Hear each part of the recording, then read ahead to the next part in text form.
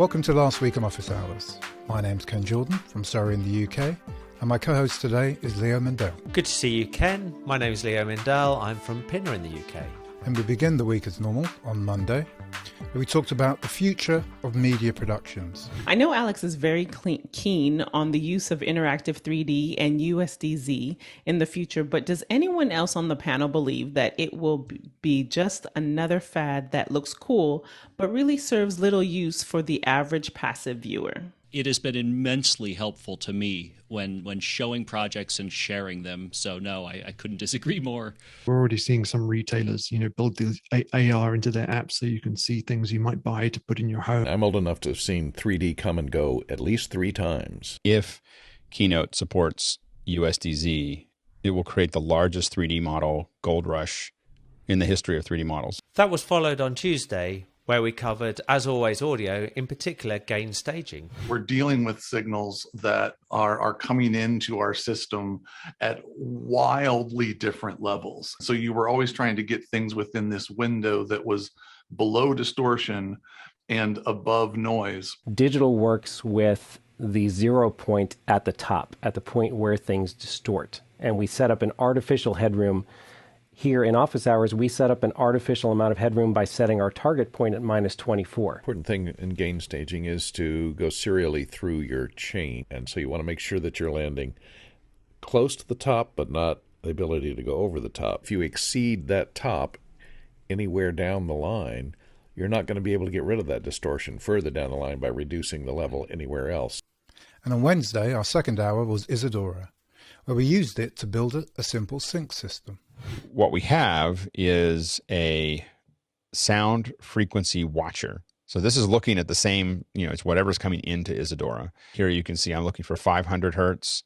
I'm looking for 1500 hertz, 1000 hertz. They go, hey, I saw color, and then start the timer. The sound is most likely going to arrive before the video, so that we hear the sound, we start a timer, then we see the change in color, and we stop the timer based on that. Anybody can have the free version of Isadora and just open this up and run it, and then they'll be able to see what their sync is. Ideally, this becomes a slate, and this gets played back on a device going through a camera too, and then there you can calculate the offset going through the camera. As those of you will know, Office Hours 2.0 is very close to live production. We've had an update on where we are and how the progress is going ahead, and a deep dive into some of the bits that are sitting behind the scenes.